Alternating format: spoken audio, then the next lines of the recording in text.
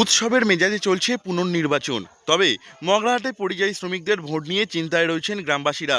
উল্লেখ্য, দুই বিধানসভার 15টি বুথে পুনর্নির্বাচন চলছে। মগরাহাট পশ্চিমের 11টি এবং ডায়মন্ড হারবারের 4টি বুথে চলছে ভোট গ্রহণ। শনিবার সকাল 7টা থেকে শুরু হয়েছে ভোটাভুটি। পুলিশ ও কেন্দ্রীয় বাহিনীর কড়া নজরদারিতে চলছে এই ভোটদান প্রক্রিয়া।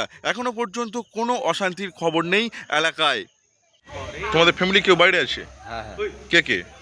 আমার দুটো শালা আছে। হ্যাঁ। মানে তাদের অসুবিধা, তারা আসতে পারবে না, তারা একবার ভোট দিয়ে গেছে। ঠিক আছে, তারা এখন আর আসতে পারবে না, কালকে জানতে হবে। আর ওরা তখন তার আগে চলে গেছে? হ্যাঁ, কখন চলে গেছে ওরা? মানে ভোটের দিনকে বিকেলে চলে গেছে। ভোটের দিন কী করে তারা? তারা হোটেলে কাজ করে। হোটেলে কাজ করে। তো তোমারে তো ভোট দিলেন, তারপরে এই নতুন ভোট দিতে কখন জানতে পেরেছেন আপনারা? ওনার কাল হাতে জানতে হবে। গ্রামের সব লোক এখানে আছে? না, এখানে নেই, বাইরে কাজে চলে গেছে। বাইরে কাজে চলে গেছে, বাইরে কাজে চলে গেছে। তো এই নতুন করে যে ভোট হবে কেউ জেনে বসে আছে। এই এলাকার অনেকেই পরিযায়ী শ্রমিকের কাজে বাইরে যান। সেই পরিযায়ী শ্রমিকদের ভোট নিয়ে চিন্তায় রয়েছেন গ্রামবাসীরা। আসলে 29 তারিখ ভোটের জন্য অনেকেই ট্রেনের টিকিট কেটে বাড়িতে এসেছিলেন। তার আবার ভোট শেষে অনেকে ফিরেও গিয়েছেন কর্মস্থলে।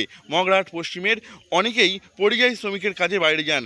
তারা ফিরে কিভাবে ভোট দেবেন তা নিয়ে স্থানীয় গ্রামবাসীরা এখন আলোচনা করছেন। বিভিন্ন জায়গায় এই পরিযায়ী শ্রমিকদের ভোট নিয়ে আলোচনা চলছে। সমস্যা এখানে পরিযায়ী শ্রমিক যারা বাইরে আছে, আমরা তো কালকের এখানে সন্ধ্যাবেলা প্রায় 7টা সাড়ে 7টার সময় খবর পেয়েছি। তারপরে মাইক প্রচার হয়েছে 7:30 8টার সময়।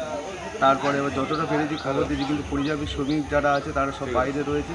আর এত তাড়াতাড়ি সময় তাদের আসার জন্য তারা ভোট দিয়ে পরের দিন বা সেদিনও চলে গেছে তারা। এই পরিস্থিতি। তো কতজনের মতো এরকম চলে যেতে পারে? এরকম প্রায় 200-250 মতো লোক চলে গেছে আমাদের বুথ থেকে। এই মুহূর্তে তারা আর আসতেও পারবে না। পারবে না। মগরাহাট পশ্চিম বিধানসভা কেন্দ্রের একতারা মলয়া প্রাথমিক বিদ্যালয়ে সকাল থেকেই ভোট দেওয়ার জন্য গ্রামবাসীরা লম্বা লাইন দিয়েছেন। সেখানে মানুষজন উৎসবের মেজাজে ভোট দিচ্ছে। কড়া নিরাপত্তা বলয়ে মুড়ে ফেলা হয়েছে গোটা এলাকা। তবে ভোট দিয়ে বের হয়ে রাজকুমার যাদব, সঞ্জয় হালদার, পার্থপ্রতিম দাসরা কিছুটা মনমরা। তারা জানিয়েছেন, তারা নির্বিঘ্নে ভোট দিলেও তাদের পরিবারের সদস্যরা আবার কাজে চলে গিয়েছে, তারা আর ফিরতে পারবে না। ফলে এই উৎসবে তারা সামিল হতে পারবে না। এ নিয়ে রাজকুমার যাদব নামের এক ব্যক্তি জানিয়েছেন, কালকেই সন্ধ্যার পর তারা জানতে পেরেছেন গ্রামে আবার ভোট হবে। এদিকে তার দুটি ভাগনা সুকেশ ও প্রসেনজিৎ ফিরে গিয়েছে কাজে। তারা আর ভোট দিতে পারবে না। এবার তাদের জন্য কষ্ট হচ্ছে। তবে যাই হোক, যারা গ্রামে রয়েছেন তারা ভোট দিচ্ছেন নির্বিঘ্নে।